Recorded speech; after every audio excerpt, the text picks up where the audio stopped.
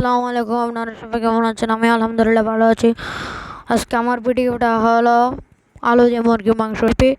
প্রথমে আমি 6টা আলু নিয়েছি। আমার আলুগুলো যেহেতু ছোটো তাই এখন আমি হলুদ, লবণ, তেলে দিয়ে একটু মিক্সার করে আলুগুলো দিয়েছি।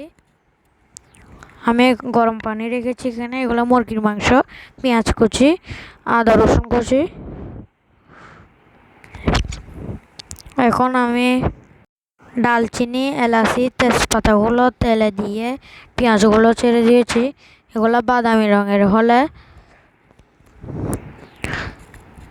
তারপর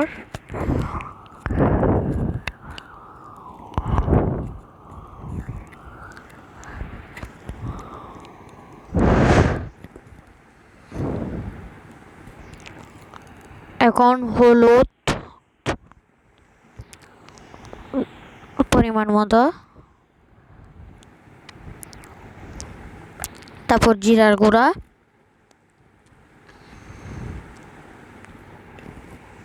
লবণ,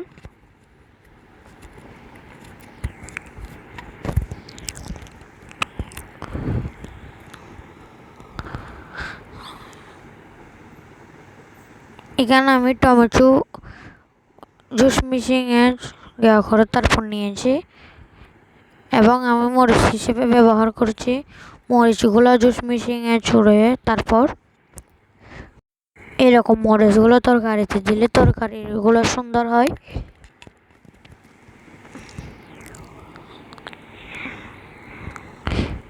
এখন আমি কিছুক্ষণ নেড়ে চেড়ে নেব।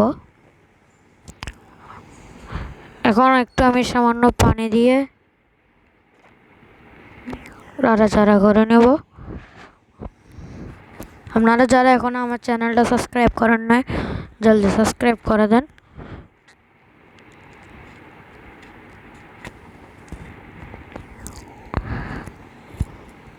তো আমি এখন মুরগির মাংসগুলো দিয়ে দিব।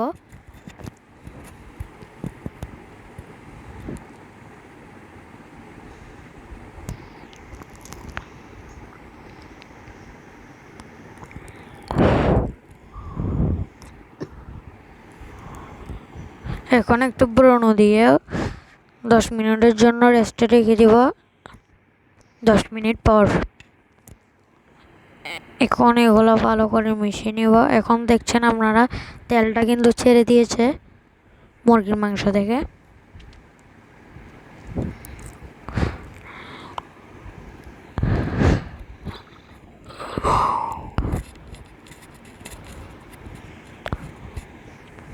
তো এখন আলুগুলো দিয়ে নিব।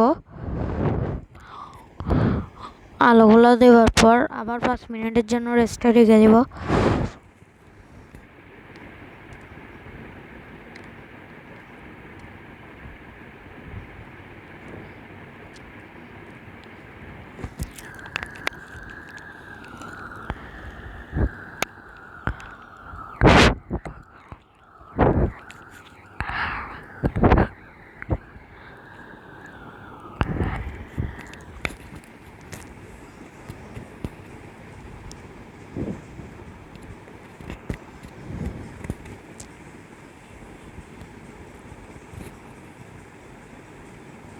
এখন পানি দিয়ে দিচ্ছি।